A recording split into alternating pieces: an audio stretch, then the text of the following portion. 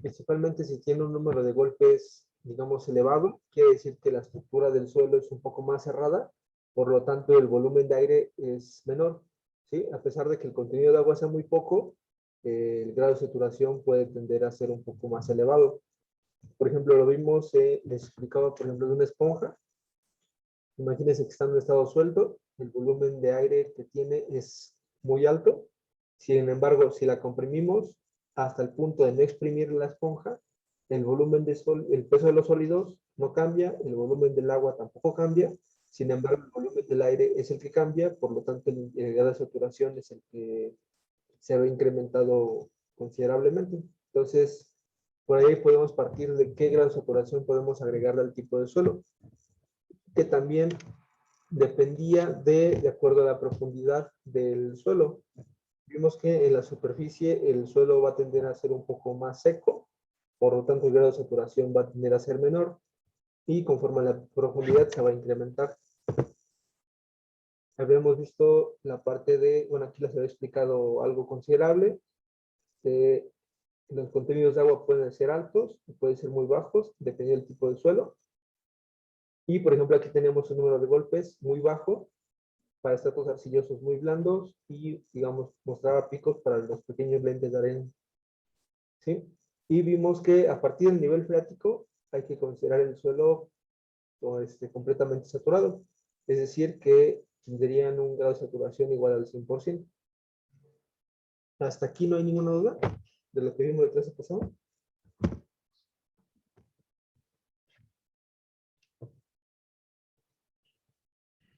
Eh, Solo el último había dicho que en nuestro caso había tomado o considerado que estaba completamente saturado por la capilaridad, dijo, ¿no? Y entonces ya todo, o sea, todo nuestro perfil se estaba considerando completamente saturado. O bueno, así lo entendí. Ese era para una consideración aparte. Digamos que el nivel freático lo tendríamos a tal profundidad y por capilaridad el agua tiende a saturar el suelo que se encuentra por debajo, por encima de. Sí, para este caso que estamos trabajando nosotros no se presenta, no tenemos nivel freático, pero en otros casos, por ejemplo el que vamos a trabajar para cimentaciones compensadas, sí va a haber un nivel freático y entonces hay que considerar que por capilaridad el suelo se va a saturar por lo menos los siguientes 60 centímetros o 30 centímetros. ¿Sí? Ok, gracias.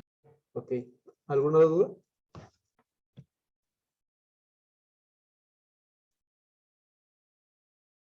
¿No? Ok.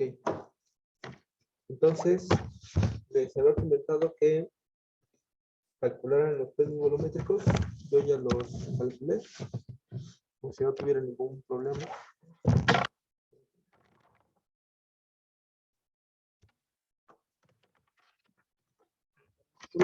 Pues prácticamente era solamente aplicar la mera fórmula.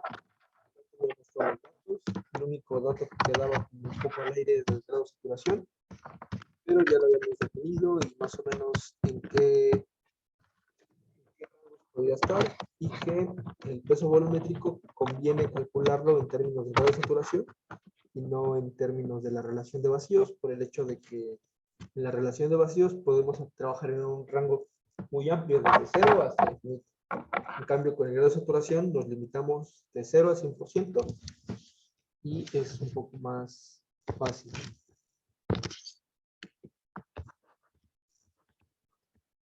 El peso volumétrico es 1.49 para el primer estrato. El siguiente es 1.47, 1.63, 1.57, 1.95. Vean que este material que es muy denso nos tendió a dar un peso volumétrico muy alto. 1.56, 1.46, 1.47 y el último es 1.75. Vean que a pesar de que tiene un grado de saturación mayor con respecto al otro, el peso volumétrico es menor al estrato que se encuentra entre 5 a 6 metros con respecto al de 14 a 17 y es principalmente por el contenido de agua. El contenido de agua nos está diciendo que es un material que, oye, como lo dice su nombre, tiene más porcentaje de agua, por lo tanto pesa menos, tiene un peso volumétrico menor, a pesar de que tenga un grado de saturación mayor que el anterior. ¿Sí? ¿No hay dudas aquí? Profesor, una pregunta. ¿Qué valor está tomando para el peso volumétrico del agua, por favor? El de 1. 1 tonelada por metro cúbico. Sí, está bien, gracias. ¿No tuvieron ninguna duda? Bueno, no hay ningún problema con eso.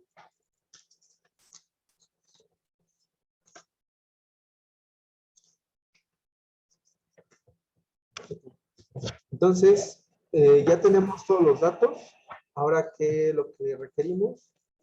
Pues, primeramente, hay que ver de qué estructura vamos a hacer, ¿no? No podemos diseñar una cimentación si no tenemos datos. Recuerden que necesitamos, de manera general, 3 datos generales.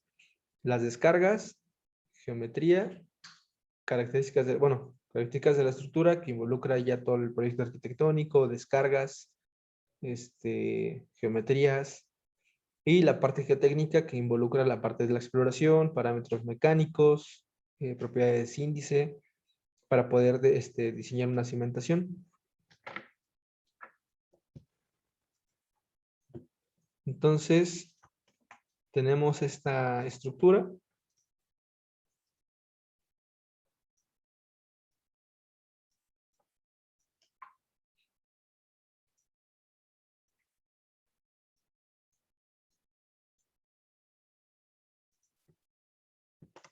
Permítanme. Bueno, para iniciar, ¿qué le ven de peculiar con respecto a la estructura anterior que trabajamos? De hecho, la estructura anterior tenía un entrepiso menor, un entrepiso menos. Esta tiene un entrepiso más. La distancia entre ejes me parece que es un poco mayor en este caso. Y vamos a ver qué tipo de cimentación nos resulta, ¿no? Tenemos que el uso es de uso habitacional. En los primeros 3 entrepisos, el siguiente es un rock garden. Y después tenemos una azotea con una pendiente mayor del 5%. ¿Qué tendríamos que hacer a partir de eso?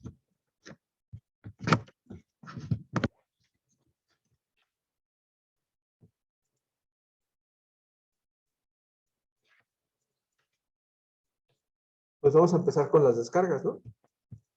Tenemos un edificio de uso habitacional. Tendríamos que ocupar esta descarga para las diferentes combinaciones. El siguiente, también tenemos lo que son el rock garden. Entonces, otros lugares de reunión.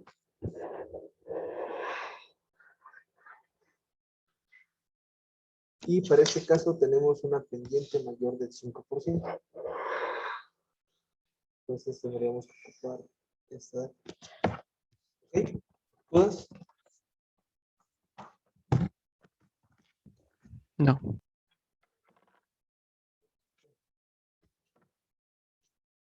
Entonces, voy a agregarle otra diapositiva para poder trabajar mejor.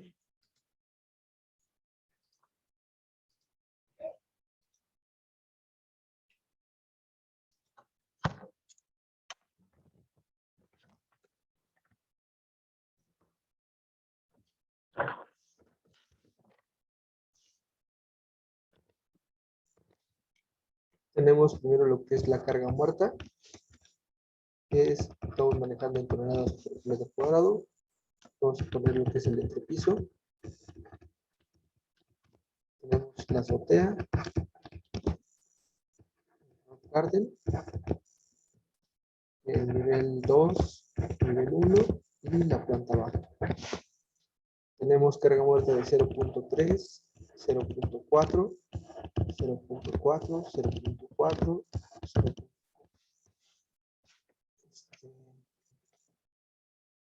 Bueno, ¿esto ya lo copiaron? No, espera. Les doy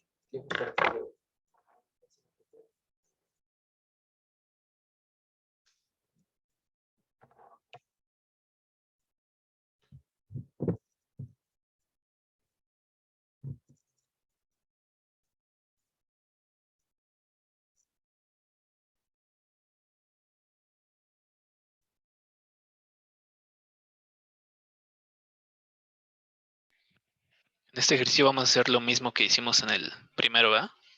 Exactamente. Las Ok. descargas, áreas tributarias, y vamos a ver cuánto corresponde a cada columna para dimensionar lo que sería la zapata. O las zapatas. Más bien.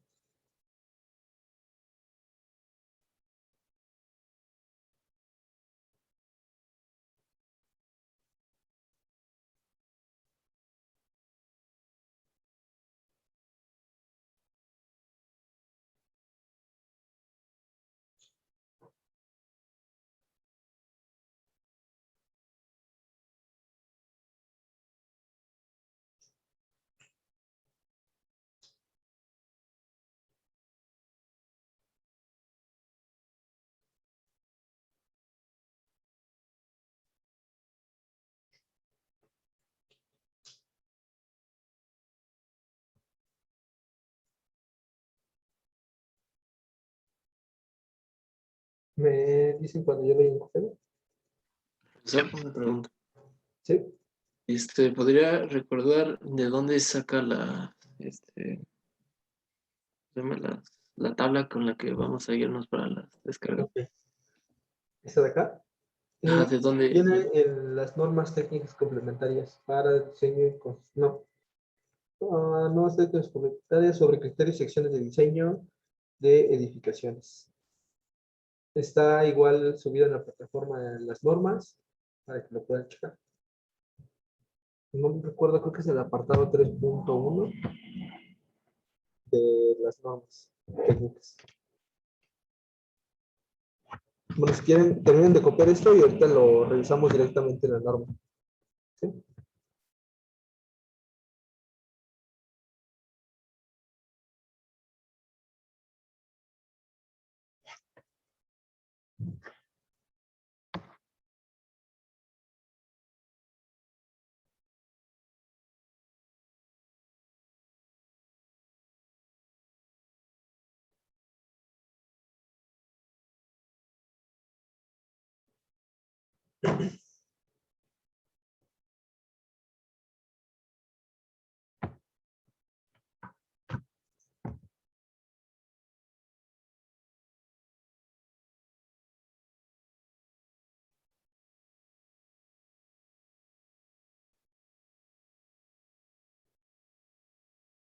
¿Ya lo terminaron de copiar?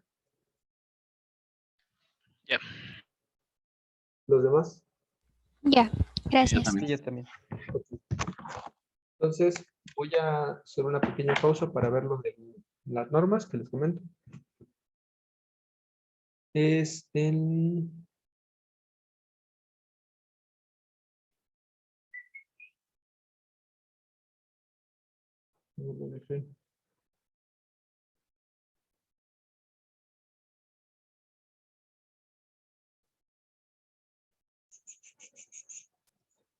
Es en documentos, no acuerdo dónde está.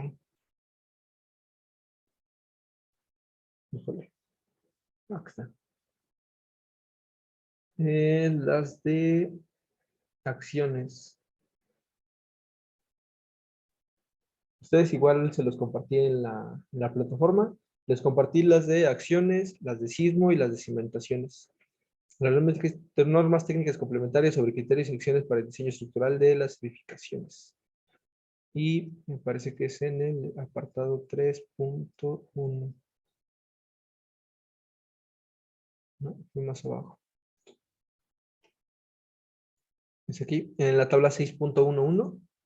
Vienen las descargas sugeridas por el reglamento para las diferentes condiciones a las que es, digamos, recomendada. ¿Sí? Si es de uso habitacional, oficinas, aulas, comunicación de peatones, estadios, lugares de reunión, comercios, azoteas y volados. Ya viene acá abajo lo que son garage, bueno, estacionamientos. ¿Ok? ¿No hay ninguna duda hasta aquí? No. Ok. Entonces, ya tenemos lo que es la carga muerta. Tenemos los entrepisos, sabemos cuál es su uso. Entonces, ya hay que asignarle lo que corresponde a las diferentes combinaciones de carga.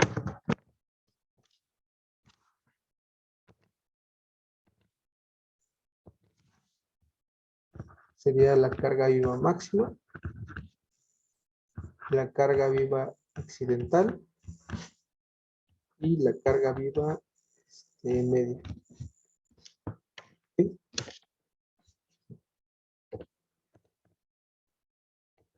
La azotea es una pendiente mayor del 5%, entonces la carga viva máxima corresponde a 40 kilos por metro cuadrado.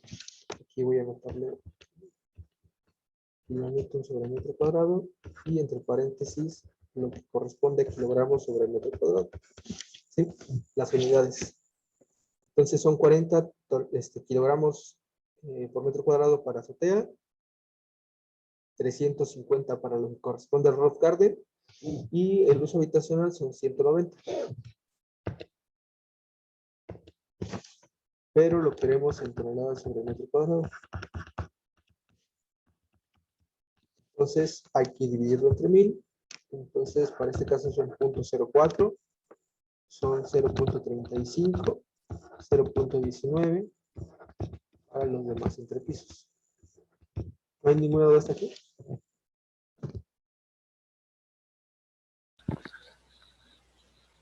No. Entonces lo siguiente es, son 20 kilos para azotea, 250 para el rock garden, considerando la carga viva accidental, y la habitacional son 100 kilos.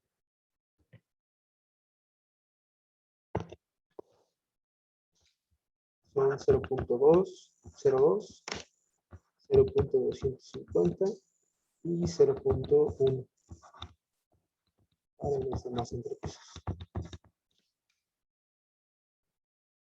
La carga viva media corresponde a 5 kilos, 40 y 80.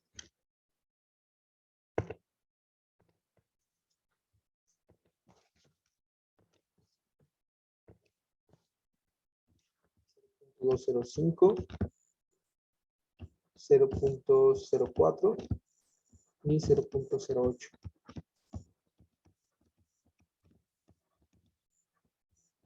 No hay ninguna duda hasta aquí. No, ¿podría pararse ahí tantitito, por favor?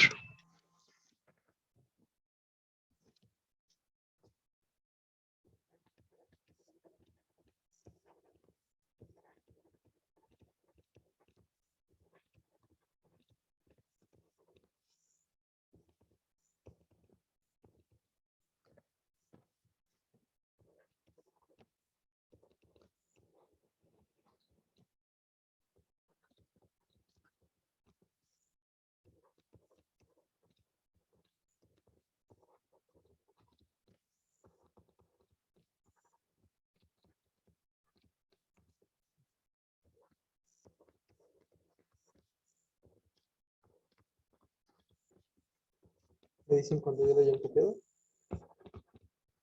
Sí.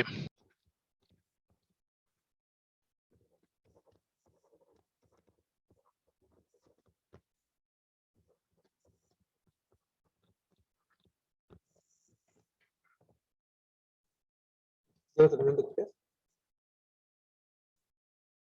Sí. No. Sí, profe.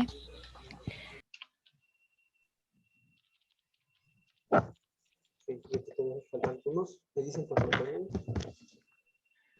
Ya. Entonces, bueno, aquí anoté rápidamente lo que es la carga muerta, que lo estamos manejando como una C mayúscula y M. La carga viva máxima, CV max. La carga viva accidental corresponde a CVAX, bueno, doble C.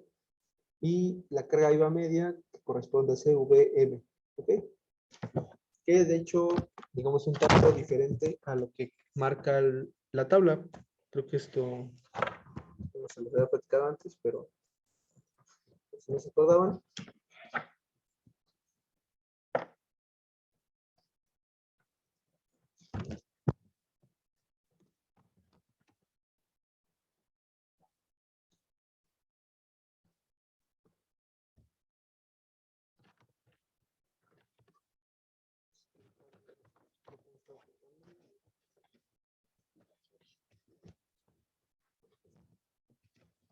Entonces,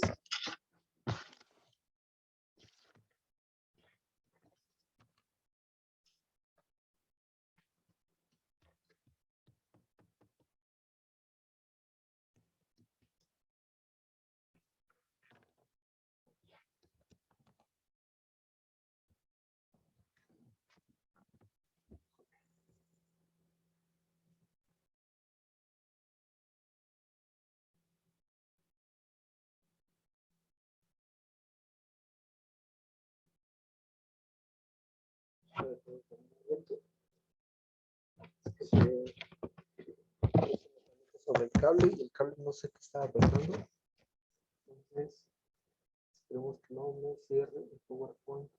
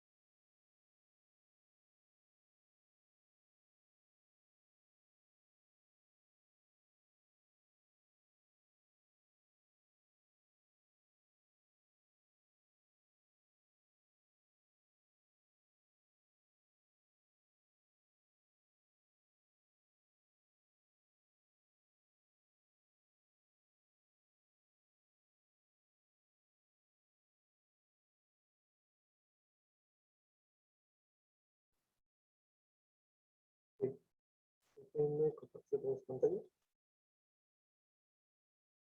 Entonces, ya teníamos calculada lo que eran las descargas, bueno, anotadas lo que son las descargas.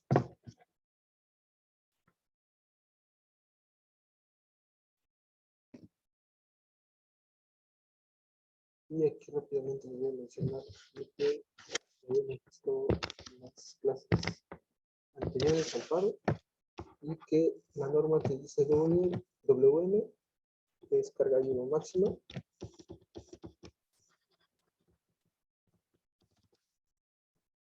WA es carga IVA accidental.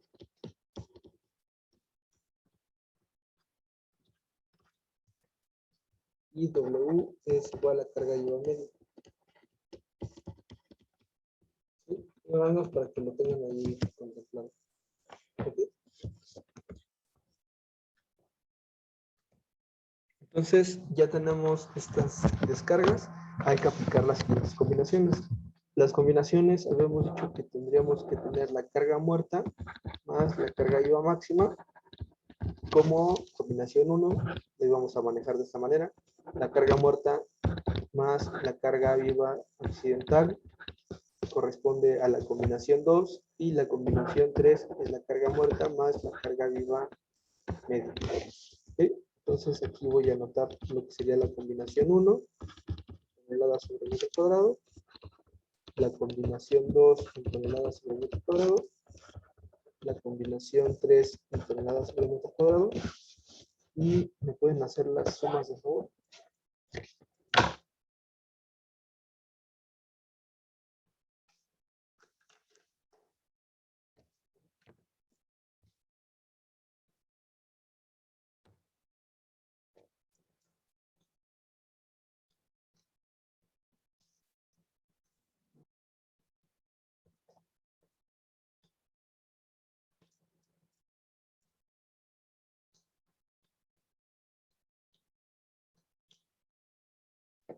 La primera me dio de 2.86.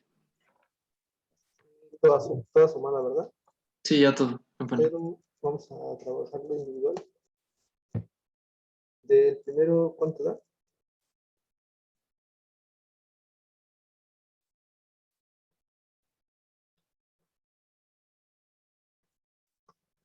$0.34. 0.34, 0.75, 0.59, 0.59, 0.59, 0.59, 1.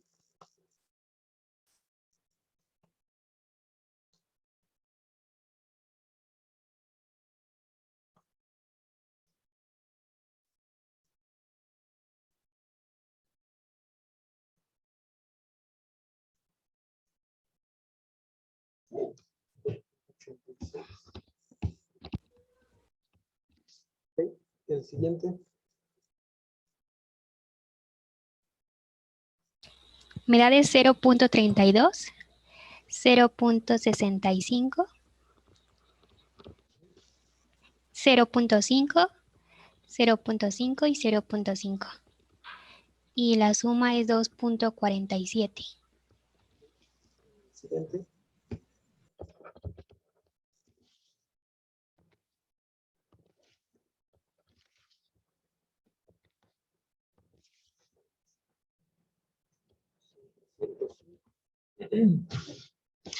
.44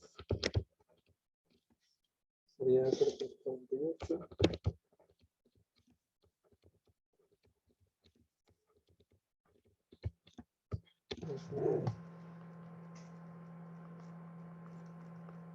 Dos punto 185. 2.185. Ok. ¿Hasta aquí no hay ninguna duda?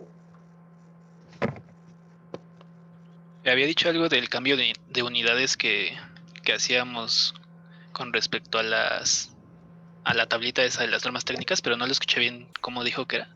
Ah, ok.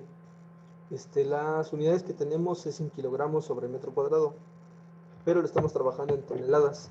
Entonces, para que sean las unidades en tonelada metro cuadrado, hay que dividirlas entre 1000.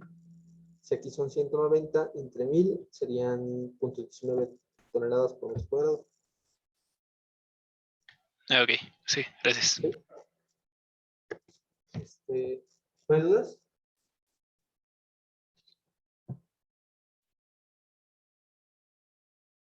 ¿Ya lo cogieron? Sí. Ya. Ok.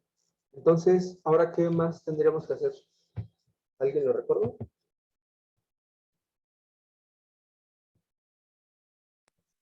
Sacar las áreas. Las áreas tributarias, exactamente. Ya tenemos nuestra planta de la estructura, entonces hay que calcular las áreas tributarias. Digamos, aquí ya sería un poco más fácil. Partimos de estos que se encuentran aquí en medio. La entre que es objetiva. Igual. ¿Sí? Entonces, tenemos como por los ejes. El eje A1, que corresponde a una distancia de 3 metros por 2 metros.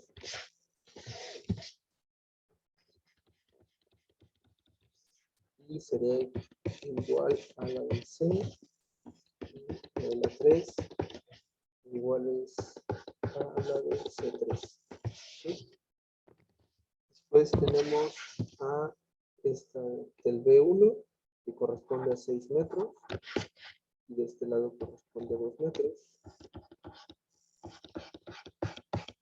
Esta área es igual a la del eje B3. ¿Sí?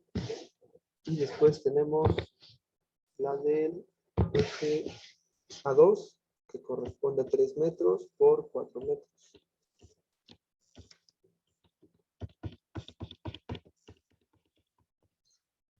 Es igual a la del C2. Y por último tenemos el área tributaria, que corresponde al eje B2, que serían 6 metros por 4 metros.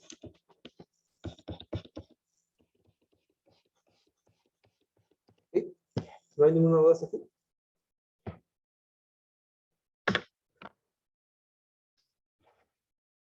Entonces, vean que al final tenemos el área del eje A1, que corresponde a 6 metros cuadrados, a la del B2, que corresponde a 12 metros cuadrados, a esta, que igual es 3 por 4, al final resultan 12 metros cuadrados, que corresponde al eje A2, al igual que C2, y a la del eje B2, que corresponde a 6 por 4, 24 metros cuadrados. ¿Ok? Entonces, al final tendríamos solamente 3 áreas tributarias porque el área del eje A2 con la del B1 son exactamente iguales. ¿Sí? No hay ninguna duda aquí. Profe, ese 3 lo redondeó, ¿verdad? Ah, ok. Es que las medidas que tiene aquí de 5.8 son a ejes. ¿Sí? Y vean que la parte de los muros está a paños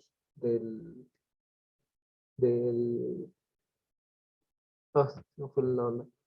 A paños del muro. Bueno, de la columna. ¿Sí? Si estuviera ejes, tendríamos que considerar esa parte menor. Que serían como 5 centímetros. ¿Sí? Sí. ¿No hay dudas?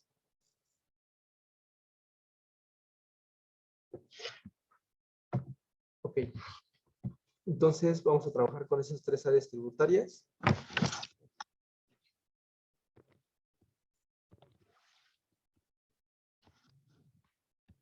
El área tributaria 1, el área tributaria 2, el área tributaria 3. Corresponden áreas de 6 por 2 metros, no, 3 por 2.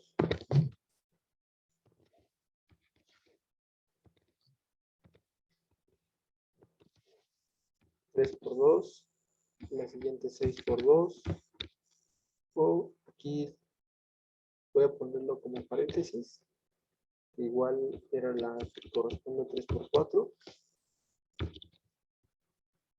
y la siguiente que era 6 por 4. ¿Okay?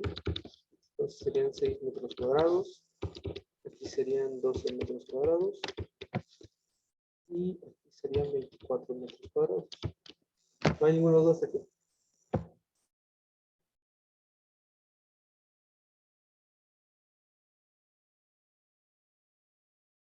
Profesor, ¿podría repetir? Es que me perdí un poco la de 6 por 2, ¿cuál es? Ah, ok.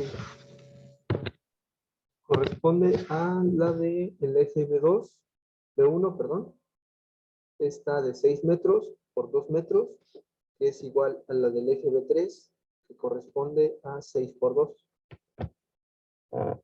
¿Sí? Sí, sí, gracias. Ya. ¿No hay ninguna otra duda? Permítame un momento. En lo que termine de copiar.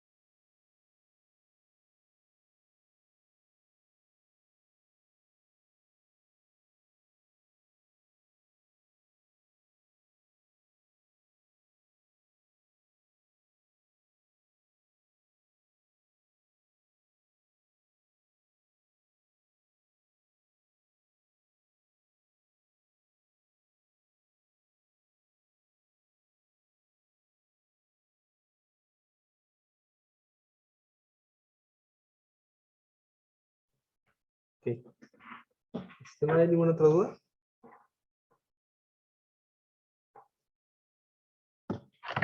Entonces vamos a calcular las descargas. De una vez calculamos todas para las 3 combinaciones. Aquí voy a ponerle el área tributaria. El área tributaria 1, el área tributaria 2, el área tributaria 3.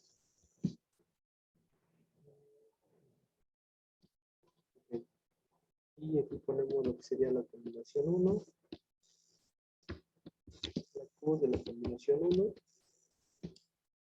La descarga vertical. Recuerden que cuando manejamos descargas verticales en toneladas, estaba explicada como la Q mayúscula. La combinación 2 y la descarga a la combinación 3. Estos van en toneladas. ¿Cómo calculábamos esta descarga? ¿Alguien recuerda?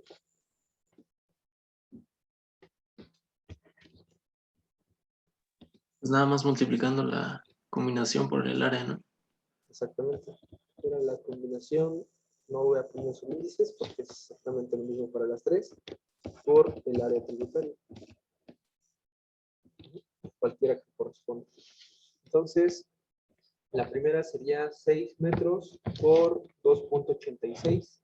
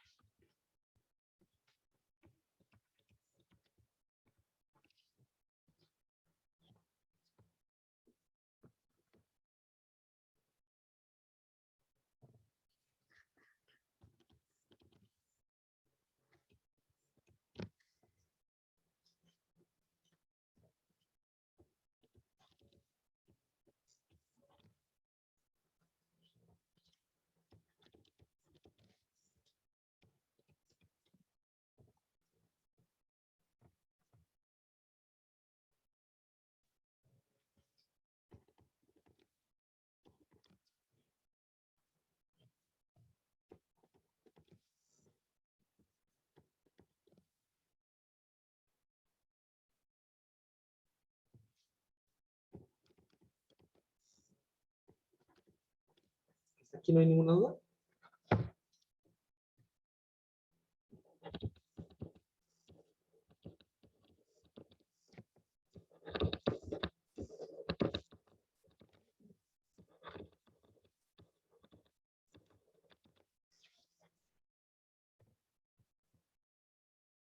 ¿Sí?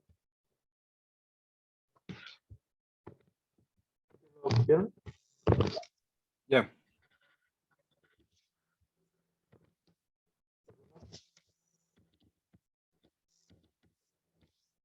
Sí. Ok. Entonces, vamos a trabajar ya con estas descargas. Tenemos las descargas, ya tenemos la parte de mecánica de suelos. ¿Qué más necesitamos?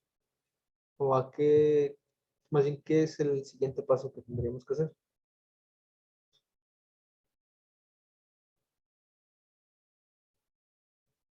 ¿Con base en qué diseñamos la geometría de la zapata? La capacidad de carga. Con la capacidad de carga, exactamente. Esto de aquí, ¿ya no tienen dudas?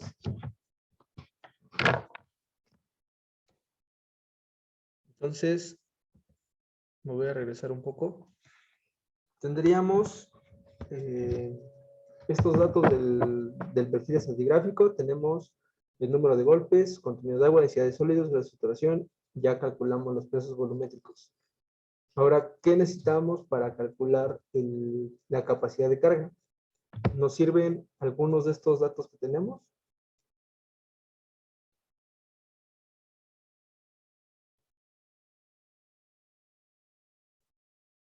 ¿Recuerdan qué es lo necesario para calcular la capacidad de carga? ¿Qué necesitamos? ¿Será la profundidad de desplante? Ok, necesitamos profundidad de desplante.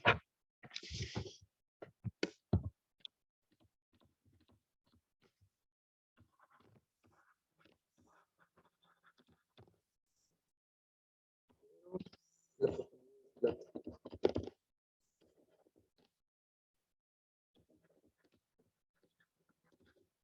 Ok. Vamos a nuestro perfil para ver qué profundidades podríamos proponer.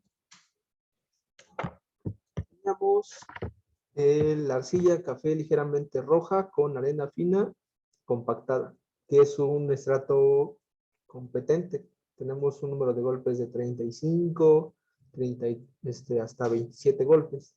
Ujú.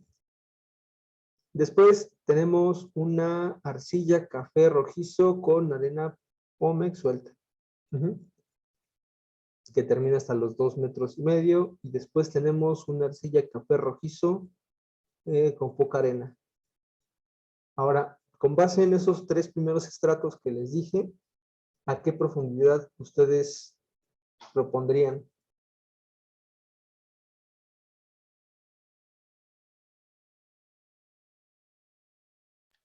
La tercera, ¿A la tercera profundidad? Bueno, apoyarse sobre el tercer estrato o pasando el tercer estrato. pues yo diría que apoyarse sobre el tercer estrato. Bueno, no sé, bueno, yo pienso eso por el que arriba hay piedra pómez y pues no nos garantiza una buena capacidad de carga, ¿no? Exactamente, como lo acabas de decir, la arena pumítica es un material muy frágil.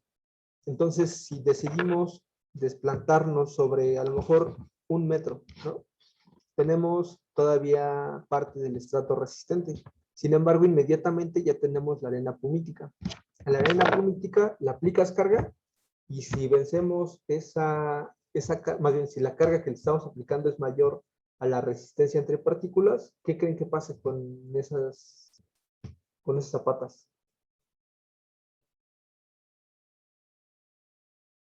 Pues como igual dijo su compañero, no nos garantiza la estabilidad.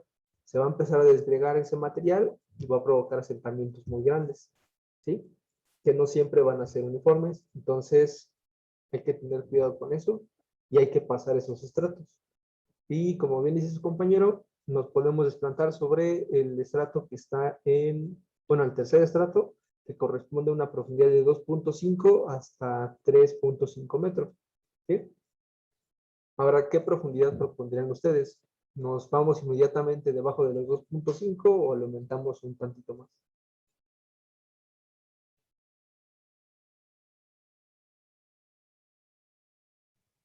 Podría ser a la profundidad de 3.5. 3,5, sí nos podríamos ir más abajo, pero el problema es de que al excavar un poco más, es un sobrecosto por la parte de excavación, acarreo de material, recompactado, y si recuerdan un poco lo que vimos en la parte de capacidad, bueno, en el ejemplo pasado, cuando calculamos el peso de la cimentación, vimos que el peso del relleno que se apoya sobre el área de la zapata es un factor importante, ¿sí? Te genera una sobrecarga importante al nivel de desplante. Entonces, entre más profundo nos vayamos, más relleno tenemos sobre la zapata, que a la vez, digamos, no ganamos mucho en la capacidad de carga. Entonces, sí nos podemos ir más abajo, pero hay que considerar esos factores. La parte del sobrecosto y que, digamos, resulta un poco contradictorio o no tan favorable el hecho de que ganamos un poco de capacidad de carga, pero al final se pierde por el hecho de que tenemos un incremento por el relleno en la zapata. Entonces, ¿les parece bien una profundidad de 2,7? Sí. Digamos, así aseguramos que nos vamos a desplantar sobre la arena pumítica y ya estaríamos apoyados directamente sobre el estrato de, bueno, la arcilla café rojizo. ¿Ok?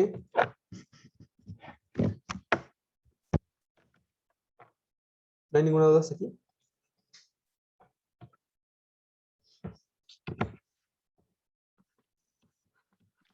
No.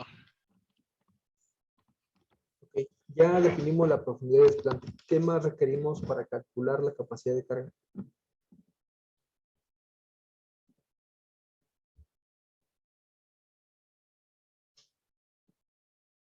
El peso de la zapata, ¿no? Ok, requerimos el peso de la zapata.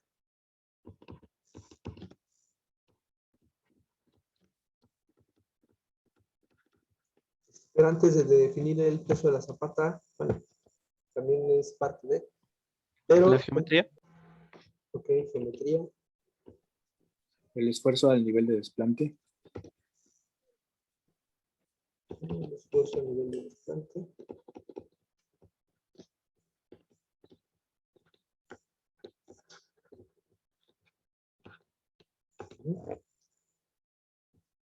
Bueno, vamos primero por el peso de la zapata. El peso de la zapata, vamos a, digamos, para no ocupar más tiempo en el cálculo del peso, vamos a ocupar la que obtuvimos en la clase, bueno, el ejercicio pasado, pero vamos a redondearlo de una vez a 4 toneladas por metro cuadrado, ¿sí? Puede resultar un poco más, puede resultar un poco menos, pero, digamos, con fines prácticos, vamos a ocupar este peso, ¿ok? La geometría va de la mano con la capacidad de carga, ¿sí? No podemos decir que es una zapata de 2x2 si todavía ni siquiera sabemos cuánto nos va a soportar.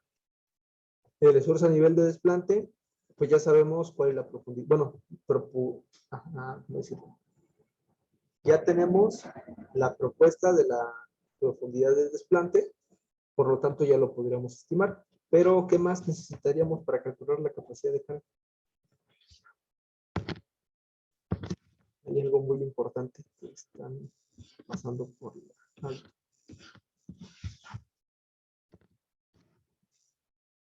Los factores de forma. Factores de forma, ok.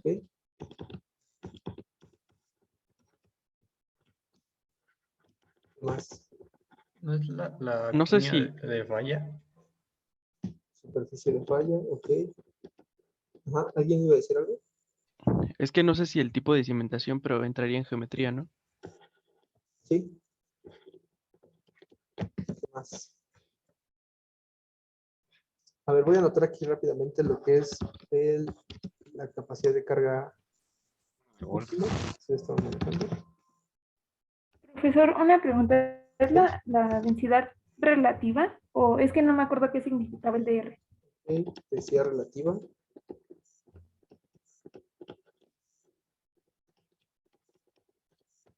Ok.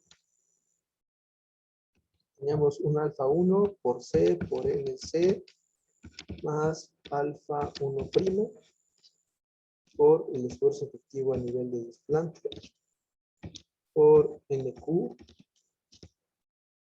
más alfa 2 por 0.5 de B por gamma por N gamma y la densidad relativa más 0.1. ¿Ok? Tenemos profundidad de desplante que va de la mano con el esfuerzo efectivo a nivel de desplante. Los factores de forma que va de la mano con la geometría. La superficie de falla que va de la mano con otras propiedades y la densidad relativa que nos va a ayudar a definir si, o bien a reducir la capacidad de carga si es por falla local o falla general, de acuerdo a la teoría de Sebar. Pero ¿qué más? Hay algo que se le está yendo que es muy importante. La cohesión. Cohesión. ¿Y qué más? El ángulo de fricción interna, que al final son parámetros de resistencia.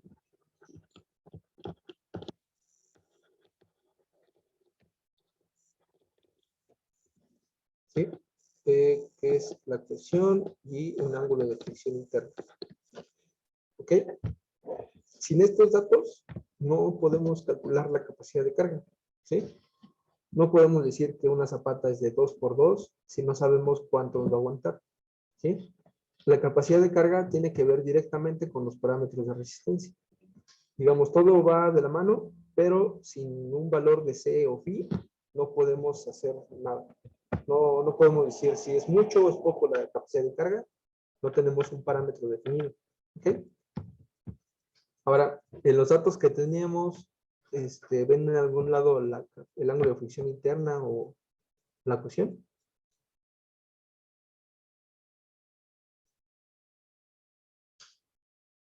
¿O cómo se les ocurre que podríamos estimarlos?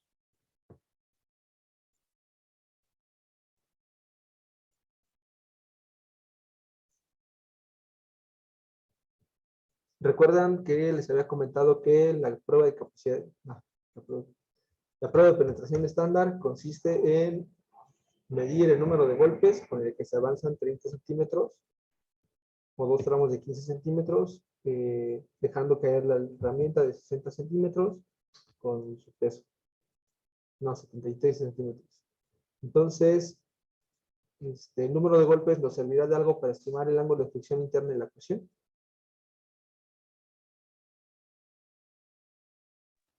Recuerda que había como algunas tablas de correlación, ¿no? Habíamos visto que existen correlaciones. Digamos, hay un sinfín de correlaciones que podrían ocupar para estimar el ángulo de fricción interna y la cohesión del material, pero yo, bueno, en lo general les había compartido algunas que yo he ocupado y me han resultado con valores considerables. A ver dónde estaba. Es en la de capacidad de carga. No, es exploración y muestreo.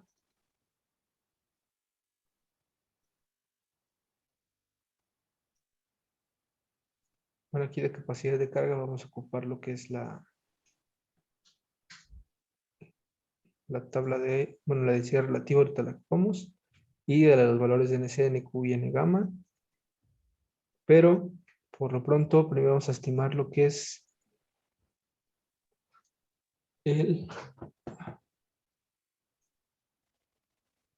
los parámetros de resistencia. Aquí están. De acuerdo a la prueba SPT, les había comentado que podríamos determinar más o menos qué tipo de material es. Y, por ejemplo, hay varias correlaciones, pero habíamos ocupado, si no mal recuerdo, estas de aquí. ¿Ok? Digamos, aquí ya va a depender completamente del autor y de acuerdo al criterio de ustedes. Se vale que ocupen un cierto criterio, pero va a haber ciertos rangos donde a lo mejor les resulte un valor muy alto. Ustedes decidan cambiarlo. Por lo pronto vamos a ocuparlas y ya una vez que definamos la capacidad de carga, vemos qué podemos hacer al respecto. ¿Ok? Entonces,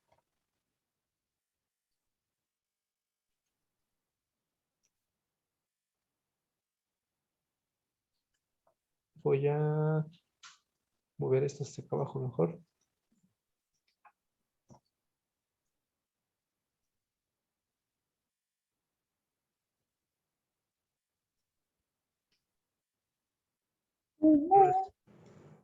¿Sí?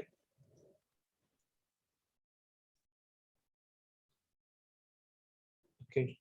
Entonces, vean que tenemos aquí lo que es el número de golpes, de qué intervalo a qué intervalo y de acuerdo a lo que se clasifica. Esta tabla es de Tamés, si no mal recuerdo. Sí, es de Tamés. Y el número de golpes, vienen los valores de cohesión en kilogramos centímetro cuadrado, vienen los ángulos de fricción interna y, por ejemplo, nos dice si es un suelo cohesivo, puramente cohesivo, da ciertos valores de cohesión y si el ángulo de fricción interna tiende a ser igual a 0. Tenemos la parte de suelos cohesivos, no cohesivos, que estamos hablando de suelos friccionantes, en estado medios, bueno, suelto, medio, denso, el número de golpes, y en este caso estaríamos hablando de una cohesión igual a 0 y un gran ángulo de fricción interna de 28 hasta 32 grados. Y después tenemos suelos intermedios, que por suelos intermedios podemos decir que son suelos cohesivos friccionantes, es decir, una matriz de arcilla con arena o una matriz arenosa con arcilla. Entonces, correspondería a tener ambos parámetros de resistencia y viene que podemos tener un cierto valor de cohesión y un cierto valor de ángulo de fricción interna. ¿Ok? Entonces, de acuerdo a nuestro perfil estratigráfico, ¿en qué condición estaríamos nosotros?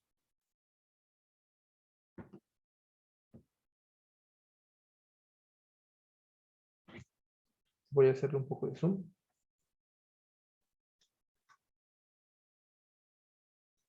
¿Cohesivos?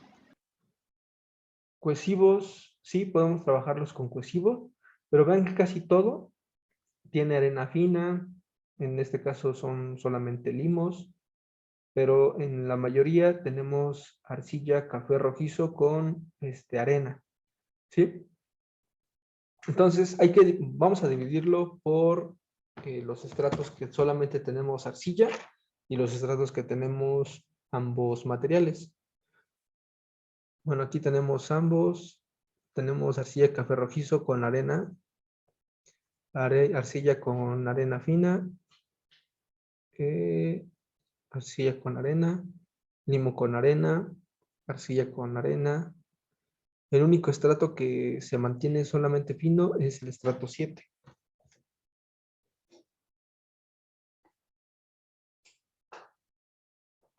¿Sí? Los demás tienen una matriz arcillosa. De hecho, también el estrato 8. Tenemos una matriz arcillosa con arena. ¿Ok? ¿Dudas hasta aquí?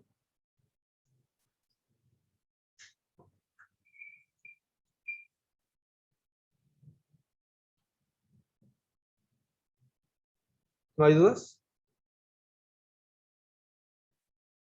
Creo que no. Ok.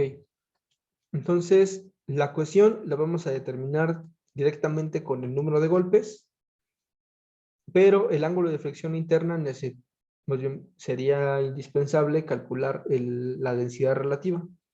La densidad relativa la podemos estimar de igual manera con el número de golpes y podemos hacer uso de igual, hay bastantes correlaciones para obtener la densidad relativa.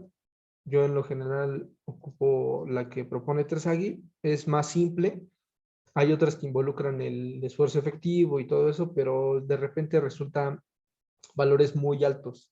Entonces, el criterio de Terzaghi, en lo general, a mí me gusta más, es un tantito más conservador. Y de todas maneras van a ver que al final resultan valores un tanto elevados. Pero ahorita vemos qué hacemos al respecto. ¿Hasta aquí no hay ninguna duda?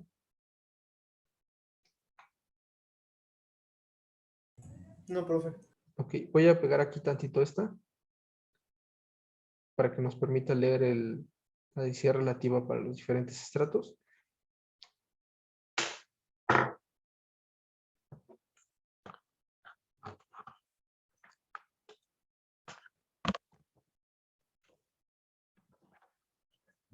Entonces, tenemos un número de golpes igual a 31. Lo leemos del horizontal y de aquí nos tendemos a la vertical. Estamos aquí en 35, 31 pues aproximadamente por acá, 75.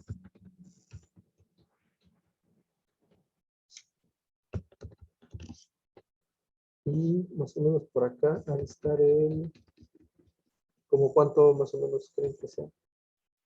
No está muy chueco, pero...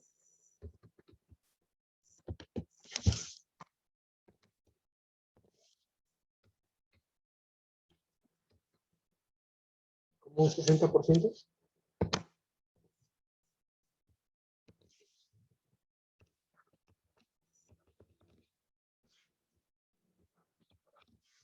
El siguiente son 12 golpes. Vean cómo baja bastante. Y es principalmente la zona donde se encuentra la parte de arena púntica. Y tenemos aproximadamente como un 25, como 40%. El siguiente son 16. Estaremos hablando un poco más hacia la derecha.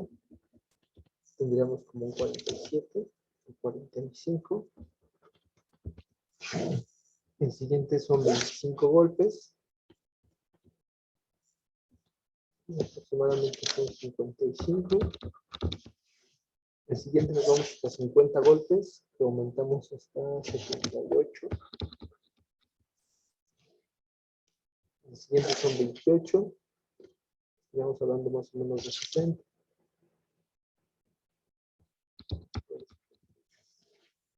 El siguiente son 22. 32. El siguiente son 17. Tenemos como 48. Y el último 50, que habíamos dicho 58. ¿Dudas hasta aquí?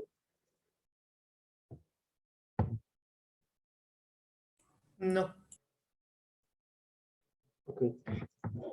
Entonces, una vez que ya tenemos la densidad relativa, vamos a calcular el ángulo de flexión interna, que es igual a 0.15 por la densidad relativa más 26, de acuerdo a lo que son 28.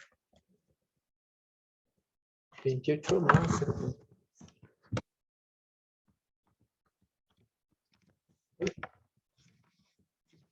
Entonces, si me ayudan con esto, la densidad relativa es así como está, en porcentaje. Sería 0.15 por 60 más 28.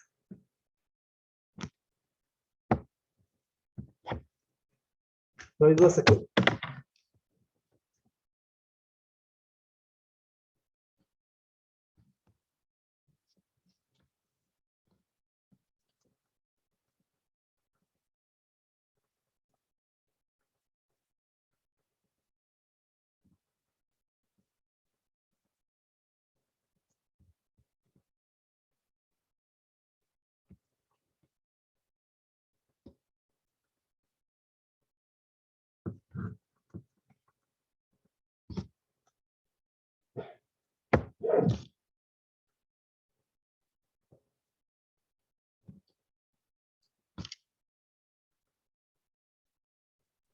Primero me da de 37.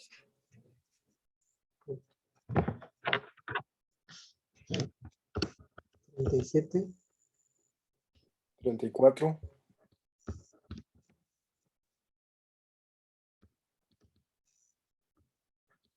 34.75.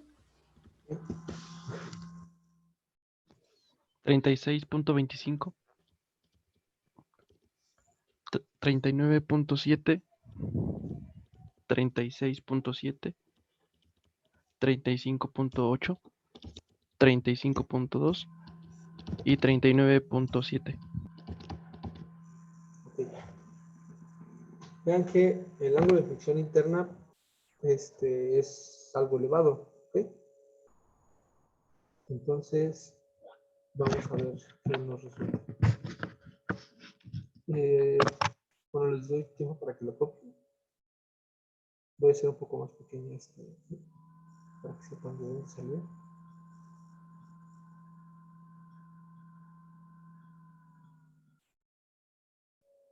Voy a taparlo bien.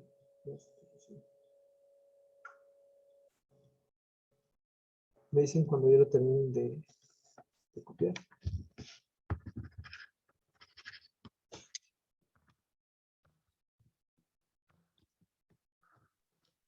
Una pregunta. ¿Sí? Esa fórmula para el ángulo de fricción, ¿para qué tipo de suelo es? Es para un suelo friccionante. Pero si Para revisas, estos estratos que contienen arcilla, ¿está bien que utilicemos esa fórmula? es lo que ahorita les voy a comentar. Si ustedes buscan el ángulo de fricción interna, casi todos los autores lo referencian a la densidad relativa. Y la densidad relativa lo podemos correlacionar al número de golpes. Sin embargo, como bien lo dices, es un ángulo de fricción interna pues elevado para tener un estrato arcilloso que digamos no puede llegar a presentar, o sí, va a haber excepciones, donde pueda presentar un material, digamos un ángulo de fricción interna tan grande, ¿sí? Ahorita vamos a ver qué consideración podemos hacer para reducir ese ángulo de fricción interna, pero es correcta tu observación. Hay que hacer unos ajustes al final. ¿Sí?